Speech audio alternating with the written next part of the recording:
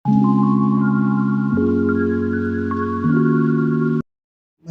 berdoa. Kami sudah siap mendengar suara kebenaran-Mu.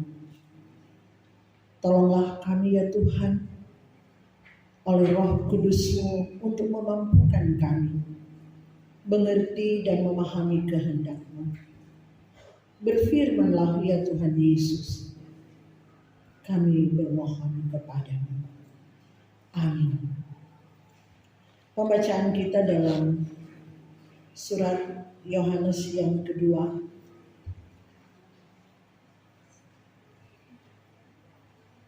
surat Yohanes yang kedua, pasal 1 ayatnya yang pertama sampai dengan ayatnya yang ke-11.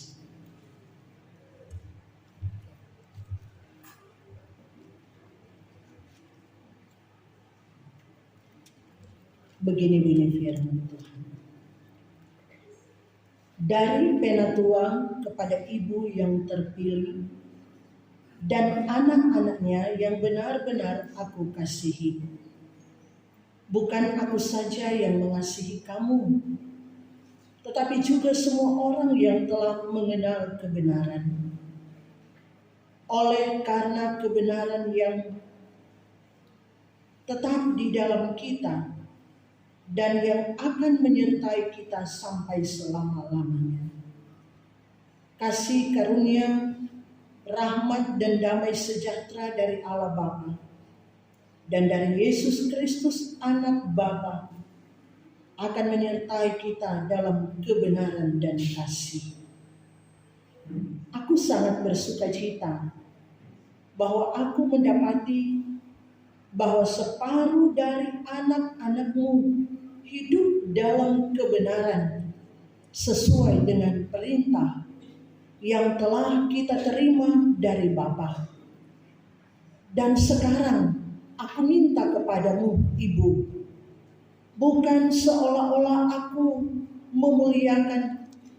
menuliskan perintah baru bagimu, tetapi menurut perintah yang sudah ada pada kita dari mulanya, supaya kita saling mengasihi. Dan inilah kasih itu, yaitu bahwa kita harus hidup menurut perintahnya. Dan inilah perintah itu, yaitu bahwa kamu harus hidup di dalam kasih, sebagaimana telah kamu dengar dari mulanya. Sebab banyak penyesat telah muncul dan pergi ke seluruh dunia yang tidak mengaku bahwa Yesus Kristus telah datang sebagai manusia. Itu adalah si penyesat dan antikristus. Waspadalah supaya kamu jangan kehilangan apa yang telah kamu kerjakan itu, tetapi supaya kamu mendapat upahmu sepenuhnya. Setiap orang yang tidak tinggal di dalam ajaran Kristus, tetapi yang melangkah keluar dari situ, tidak memiliki Allah. Barang siapa tinggal di dalam ajaran itu, ia memiliki Bapa maupun Anak. Jikalau seorang datang kepadamu dan ia tidak membawa ajaran ini, janganlah kamu menerima dia di dalam rumahmu dan janganlah memberi salam kepadanya. Sebab barang siapa memberi salam kepadanya, ia mendapat bagian di dalam perbuatannya yang jahat. Demikian pembacaan Alkitab pada saat ini. Berbahagialah kita yang mendengar firman Tuhan dan yang terus melakukan firman itu dalam kehidupan kita. Bersyukur kepada Tuhan di tengah cuaca yang dingin-dingin, ada hujan, bahkan tidak ada penerangan, tidak ada strong. orang boleh ada terkumpul di rumah Tuhan. Yang saya dengar tadi malam pas jam bola kaki, lampu ada. Sesudah itu lampu padam. Dan ini sebenarnya suatu pergumulan untuk kita. Kenapa jam bola kaki bisa ada lampu? Bisa ada penerangan. Sementara jam ini jam orang mau beribadah kepada Tuhan, mau datang menyembah Tuhan, ada di rumah Tuhan. Sampai sekarang belum ada strobe, kan? Tapi puji Tuhan, orang boleh datang, dan semoga yang nonton bola yang berapa jam itu tadi malam sampai hampir siang, dia tidak mengantuk ini pagi ketika orang mendengar firman Tuhan. Tahu? Karena dan nonton bola atau jangan kurang bola lebih di atas dari firman kebenaran. Nah, saudara-saudara yang dikasih Tuhan, kita telah membaca surat Yohanes.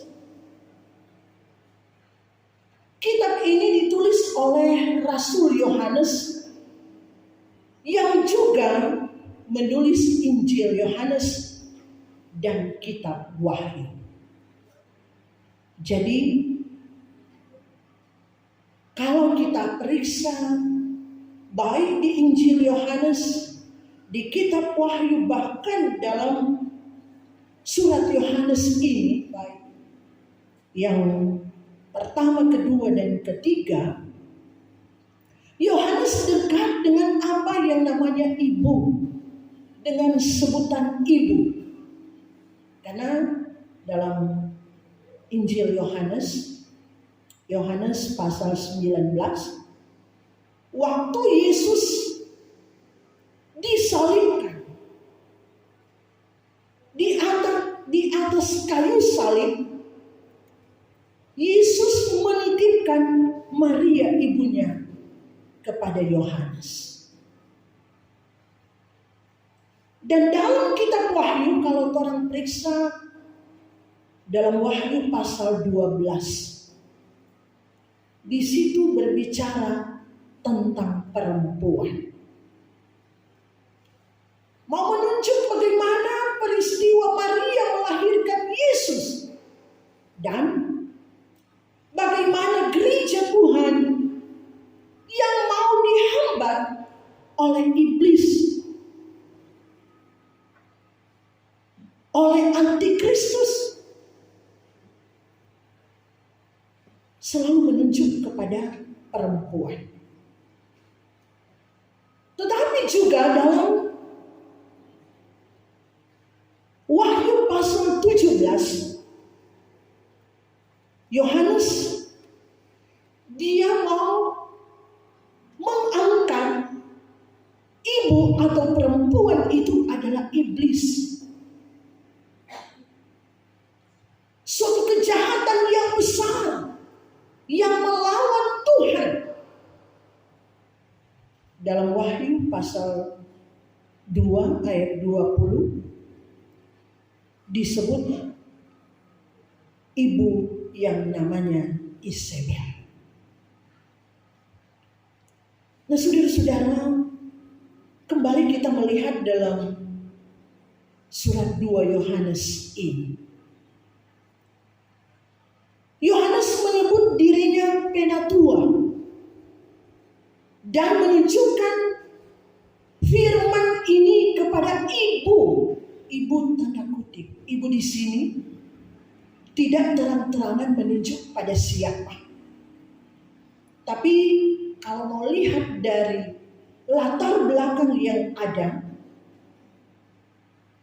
Yohanes suka dengan sebutan ibu. Dia membandingkan ada ibu yang jahat, tetapi ada ibu yang baik. Memang kalau orang perhatikan di setiap keluarga, bapak itu menjadi kepala keluarga. tapi yang banyak berperan dalam pembentukan keluarga, apalagi terhadap anak-anak dalam suatu keluarga, adalah seorang ibu. Betul tak ibu-ibu? Peran besar dari seorang ibu, karena yang melahirkan anak-anak adalah ibu. Dan ibu itu punya hubungan istimewa dengan anaknya. Normalnya, apapun yang terjadi, ibu selalu melindungi anak-anak. Dan keterikatan anak-anak dengan ibu kuat. Kecuali kalau ibu-ibu yang jahat. Kalau ibu-ibu yang jahat, dia tidak pusing dengan anak-anak. Mau jadi bagaimana, masa depannya seperti apa, dia tidak akan pusing. Jadi dalam pasal ini, Yohanes sangat senang dengan namanya ibu. Kalau kita mau paham dengan 2 Yohanes ini, di sini cenderung menuju kepada orang Kristen yang sifatnya seperti ibu yang baik.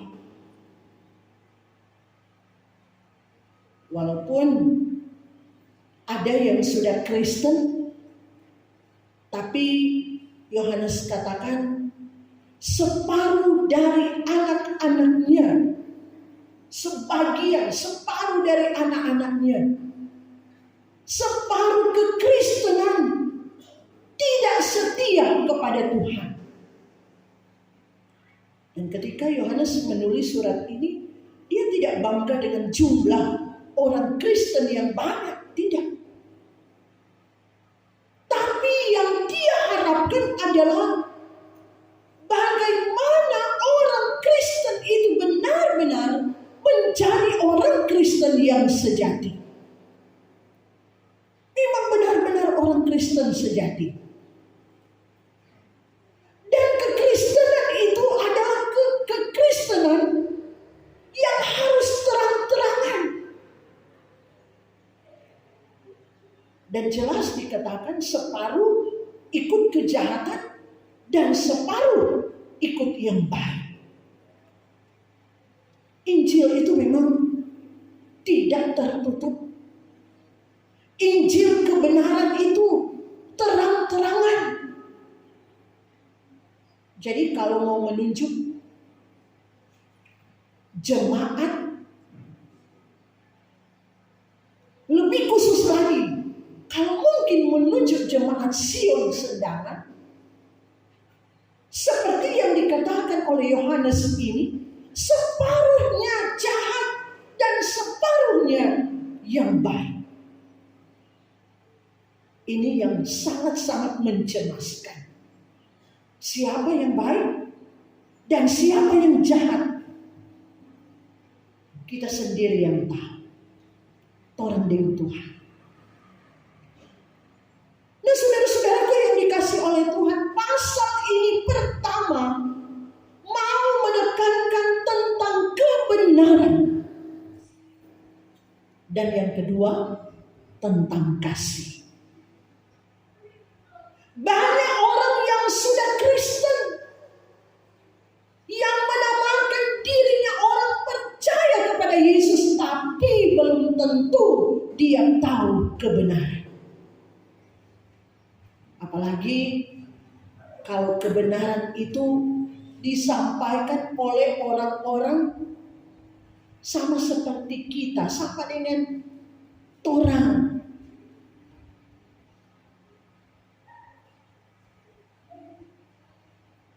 Belum tentu kalau orang didengar.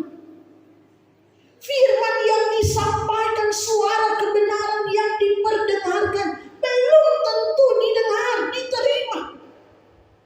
Malah ada yang memusuhi kebenaran itu.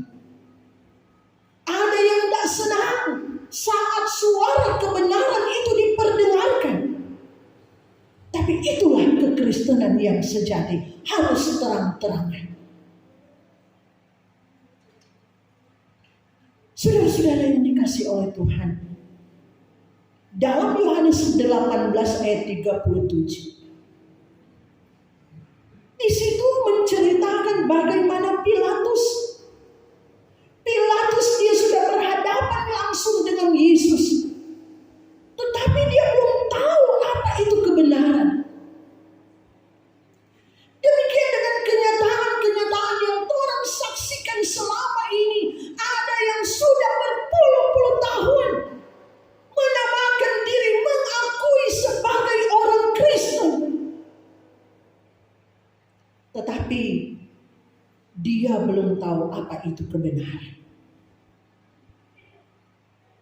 Dia belum tahu apa itu kebenaran. Karena buktinya kalau orang lihat masih banyak yang menamakan diri orang Kristen, justru pelaku-pelaku kejahatan.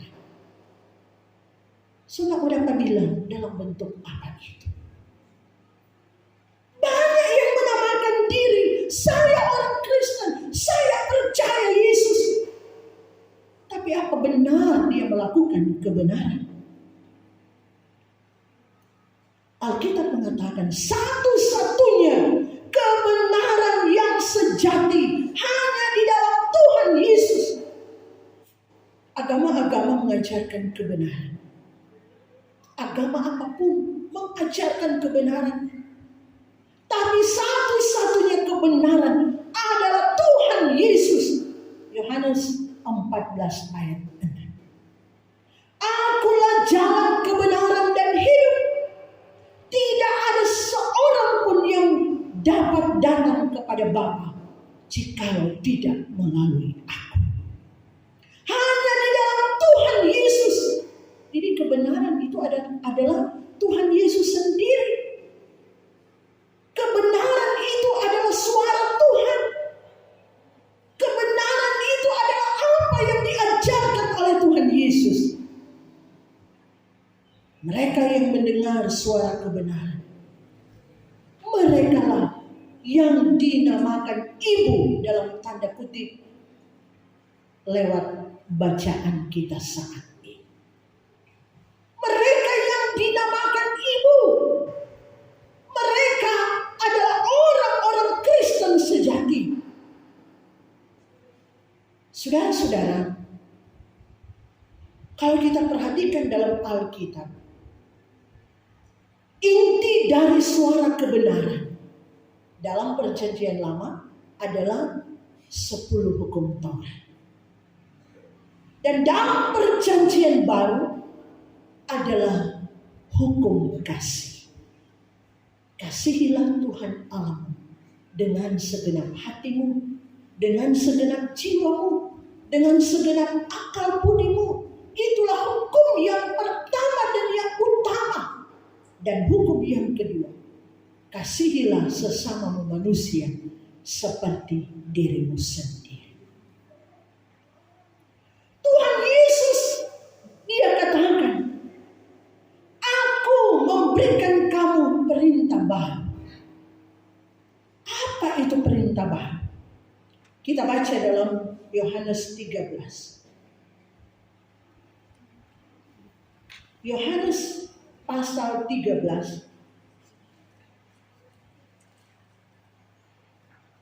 ayatnya yang ke-34. Yohanes 13 ayat 34. Mari kita baca bersama-sama. Yohanes 13 ayat 34. Kita mulai.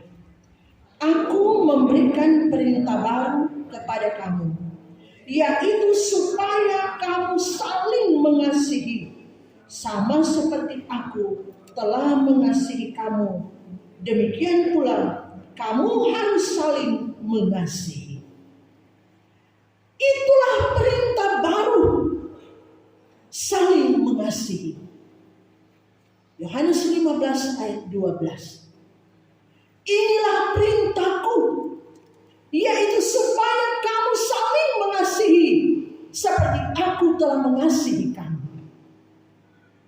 Saudara-saudara, menjadi pertanyaan, kenapa inti dari perintah baru ini adalah kasih? baru dari perintah ini adalah kasih. Karena Tuhan sendiri yang sudah lebih dulu mengasihi kita. Caranya, dia rela korbankan dirinya. Kasih itu, kasih dari Allah Bapa di dalam Yesus Kristus selalu dikatakan kasih tanpa batas. Kasih tanpa batas sama seperti dalam Mazmur 103. Setinggi langit di atas bumi, ayatnya yang ke-11, demikianlah kasih Bapa kepada kita. Tanpa batas. Ini dibuktikan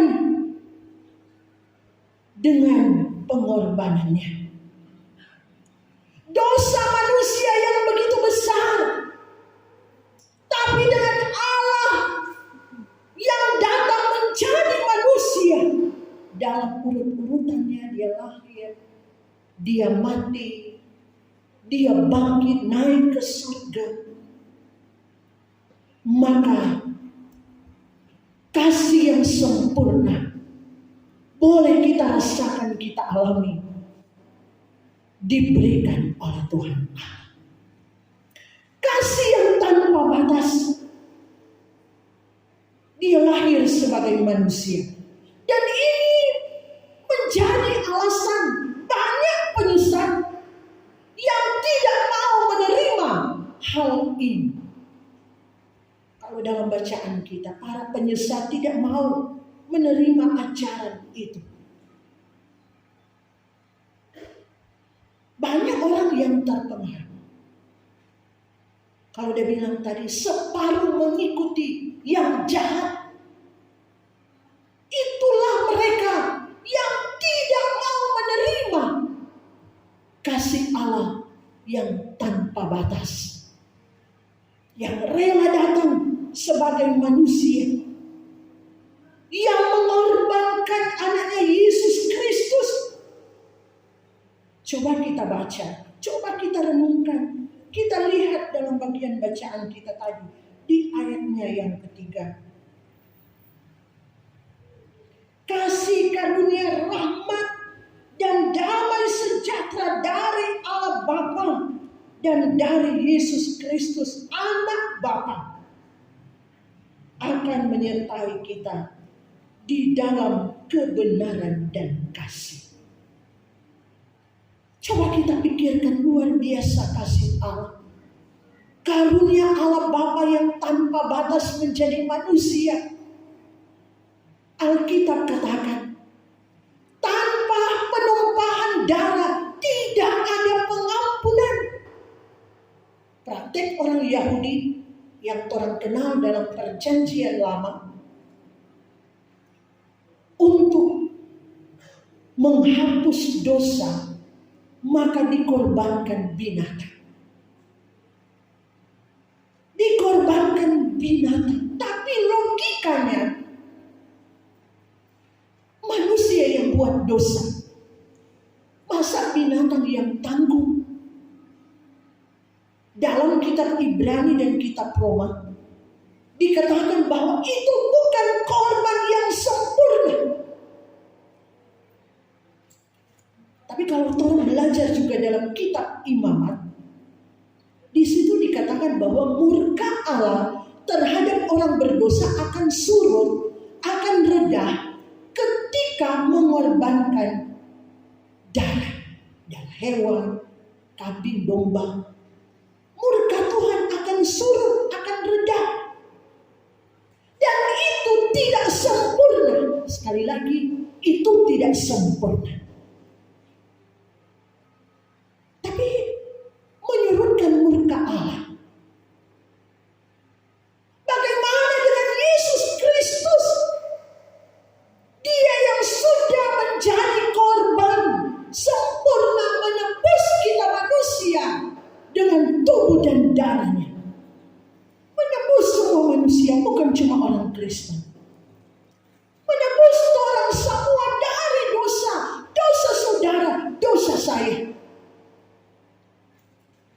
bagaimana dengan kita? Cuma anak Allah, cuma Yesus Kristus yang sanggup tebus dosa kita. Itulah yang Tuhan rayakan. Tuhan rayakan. Dia lahir untuk kami. Dia mati untuk kami. Dia bangkit untuk kami semua. Dialah Yesus, Raja di atas segala raja. Dan itulah juga yang kita rayakan lewat perjamuan kudus yang akan Tuhan ikuti sebentar. Kita rayakan ini. Yesus katakan, buatlah ini sebagai peringatan akan aku. Sekali lagi Yesus katakan, buatlah ini sebagai peringatan akan aku. Karena kasih Tuhan Yesus, kita diselamatkan dari hukuman kekal. Makanya kalau cuma main-main, Tuhan datang ikut perjamuan kudus. Kalau Tuhan tidak layak, jangan ikut. Karena Tuhan bilang, ini adalah peringatan akan aku. Karena Dia kita diselamatkan. Sungguh luar biasa. Makanya gereja kita yang ikut perjamuan kudus adalah seni jemaat. Karena so belajar firman Tuhan, so belajar tentang kebenaran, so mengenal akan jalan-jalan Tuhan, so bertumbuh di dalam Tuhan. Kita harus menyadari bagaimana pengorbanan Kristus.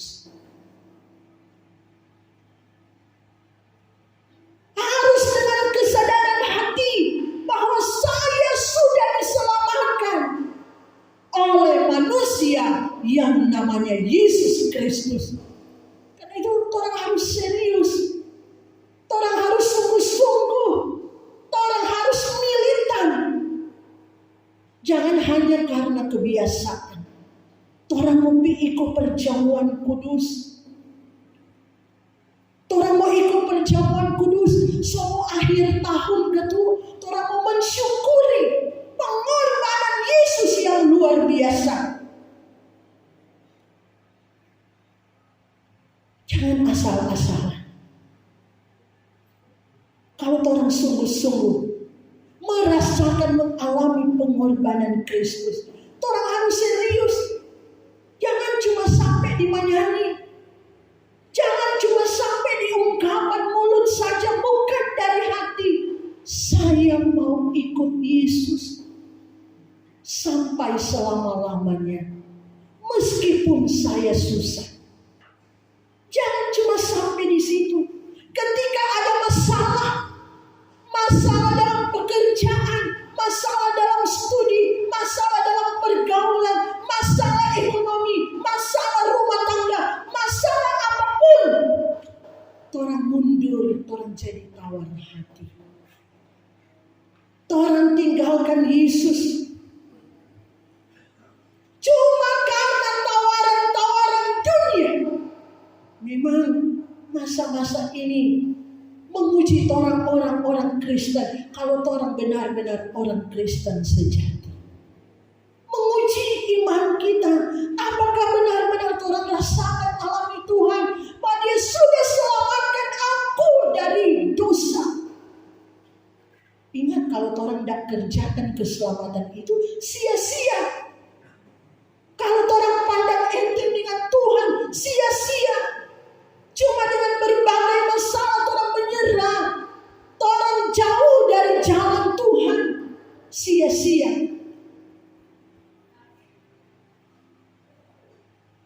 Saudara-saudaraku yang dikasih Tuhan, orang diuji. Apalagi ketika hari ini orang mau perjamuan kudus. Dengan ujian mesti nonton. sepak bola siapa yang mau jadi juara 3 dan 4 kan? Tanda iko-iko kok itu bola kaki. Banyak orang lebih serius dengan kesenangan dunia, mau datang ke Tuhan. Aduh. Masa-masa ini masa-masa menguji iman kita. Kemarin ibadah perayaan Natal wanita kaum ibu. Hujan, angin lebat, angin kencang, hujan lebat. Tambah lagi tidak ada strong. Ini menguji kita. Benar kata orang, menghayati kasih Tuhan. Tapi jangan cuma sampai berhenti di situ. Itu akan kita buktikan di perjalanan hidup kita bahwa Yesus menyelamatkan saya. Yesus ada di hati saya. Yesus lahir di hati saya. Dia tidak bayi terus, tapi dia berkembang, bertumbuh demikian dengan iman kita. Tidak cuma di Natal, tidak cuma di bulan Desember. Orang harus kuat di dalam Tuhan. Kerjakan keselamatan Tuhan dengan takut dan gentar. Itu kekristenan yang baik. Yang jahat orang so tahu itu. Tuhan mengenal kita, Tuhan tahu siapa kita sampai kedalaman hati kita, jiwa roh kita. Tidak ada yang tersembunyi di hadapan Tuhan. Sangat-sangat disayangkan kalau di siang sendangan ini didapati hanya separuh yang baik dan separuhnya didapati jahat di hadapan Tuhan. Tanpa orang sadari, kadang orang so ikut jalan yang jahat. Tanpa orang sadari, orang ada dalam kegelapan dengan cara-cara hidup yang tidak benar, cara-cara hidup yang tidak terpuji, melakukan kejahatan, sesuatu yang menjijikkan di hadapan Tuhan. Orang anggap biasa-biasa saja. So bikin kejahatan, tidak apa-apa kuat istilahnya. Orang kenal disebut permisif. So bikin kesalahan, so bikin kejahatan, tidak apa-apa, biasa-biasa juga.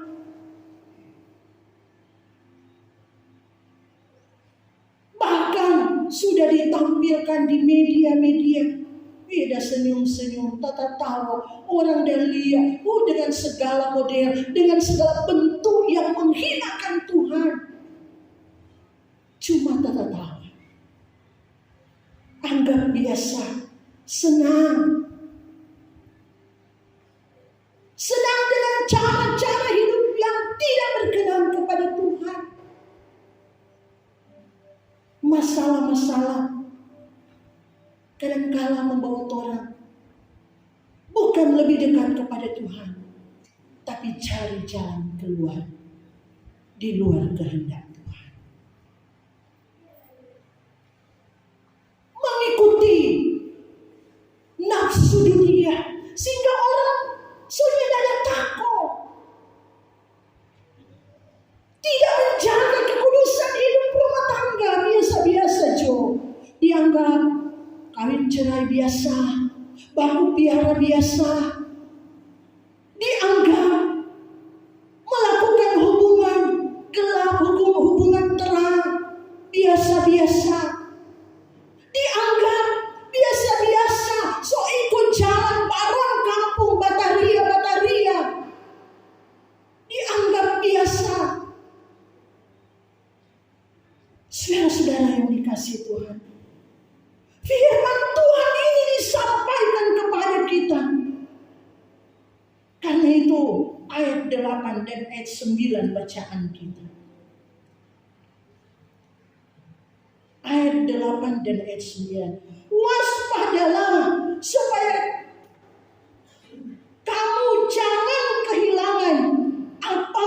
telah kamu kerjakan itu, tetapi supaya kamu mendapat upahmu sepenuhnya. Setiap orang yang tidak tinggal di dalam ajaran Kristus, tetapi yang melangkah keluar dari situ, tidak memiliki Allah. Barang siapa tinggal di dalam ajaran itu, ia memiliki bapa maupun anak. Nah, saudara-saudara, ini peringatan untuk kita. Waspada. Yang melangkah keluar, dia memilih, dia menjadi sesat, jauh dari jalan Tuhan, binasa. Saudara-saudara, kekristenan itu harus tegas. Kekristenan itu tidak main-main. Dia harus tegas. Ayatnya yang ke-10 dan 11. Jikalau seorang datang kepadamu dan ia tidak membawa ajaran ini, janganlah kamu menerima dia di dalam rumahmu. Janganlah memberi salam kepadanya, sebab barang siapa memberi salam kepadanya, ia mendapat bagian dalam perbuatannya yang jahat. Ini ketegasan Kristen. Ya katakan ya, tidak katakan tidak. Ketegasan Kristen ini. Jangan suam-suam. Wahyu bilang, kalau suam-suam akan dimuntahkan. Lebih baik tarik nyanda. Nyanda panas, nyanda dingin. Nyanda panas, tetapi juga lebih baik memang dingin sama sekali. Karena kalau suam-suam panas dingin, ada bilang akan dimuntahkan. Akan dimuntahkan. Jangan main-main dengan kebenaran. Jangan main-main dengan Tuhan Yesus. Banyak kan yang main-main dengan Tuhan Yesus. Tidak apa-apa kita bikin dosa sekarang. Nanti hari Minggu kita pergi gereja, kita bertobat lagi. Tidak apa-apa kok kita bikin kejahatan, nanti kita bertobat. Tidak apa-apa, boleh. Saudara-saudara, sekali lagi, kekristenan itu tegas sekali. Sekali Tuhan Yesus tetap Tuhan Yesus. Kita harus berani katakan tidak untuk dosa. Jangan ikut-ikut dengan dosa. Sudah ada bikin dosa, orang tak ikut-ikut. Nyanda kok, dia kok kasihan begini, dia kok kasihan begitu. Sebuah kejahatan dibela. Maka hati-hati tuh orang-orang tua. Kadang-kadang orang saking sayangnya di orang ke anak, ibu-ibu saking sayangnya dengan orang ke anak-anak, dia bikin kejahatan orang bela mati-matian. Ya gak ada cara kita tindakan untuk mendidik. Itu sayang salah, orang bawa sampai anak masuk neraka. So bikin kejahatan. Enggan untuk menasehati. Bahkan dalam kenyataan hidup yang orang jalani, banyak orang, banyak hamba Tuhan untuk enggan menyampaikan kebenaran yang sesungguhnya. Apalagi berhadapan dengan orang-orang besar, takut saja tidak mau dapat duit. Itu suatu kejahatan. Karena itu saudara-saudara, lewat peristiwa Natal dan saat ini kita mengikuti perjamuan kudus, mengajak kita seriuslah ikut Tuhan Yesus. Seriuslah ikut Tuhan Yesus. Kalau orang mau jumpa, kalau orang mau baku dapat di surga, ikutlah Tuhan Yesus dengan sungguh-sungguh. Dikatakan kasihilah Tuhan Allahmu dengan segenap hatimu, dengan segenap jiwamu, dengan segenap akal budimu. Kasihilah sesama manusia seperti dirimu sendiri. Kalau orang mengasihi Tuhan, otomatis orang akan mengasihi sesama kita. Tapi kalau masih ada dendam, masih ada iri hati, tidak mau memaafkan, kalau masih ada berbagai kejahatan orang lakukan, itu sama artinya orang nyandak mengasihi Tuhan. Karena itu saudara-saudara, orang harus berani untuk tidak buat kejahatan. Jangan pernah balas kejahatan dengan kejahatan. Dia dah bikin jahat pada kita, nanti dia nih sampai kapanpun. Oh sorry, setelah lalu dia dah bikin pada kita. Kalau anak Tuhan, kalau sungguh-sungguh mengasihi Tuhan, wujudkan itu dalam kenyataan hidup hari lepas hari. Jangan cuma dapat lihat di depan, di luar, baku sayang dorang. Ada baik-baik orang. Tegur gua, baca cerita gua. Mar di dalam hati tuh akan pahit itu tidak dicabut. Cuma dapat lihat di luar. Cuma dapat lihat di luar, baku baik orang, baku tegur orang. Dia mar itu akan pahit. Dalam ini penuh dengan kebusukan. Itu sama dengan kita tidak mengasihi Tuhan. Tidak mengasihi Tuhan dengan segenap hati, jiwa, akal budi kita. Karena itu, mari kita berani untuk tidak berbuat jahat. Jangan balas kejahatan dengan kejahatan. Sampaikan kebenaran dengan tidak takut dan gentar. Terserah orang mau terima atau nyanda, itu orang urusan dengan Tuhan. Terpuji nama Tuhan.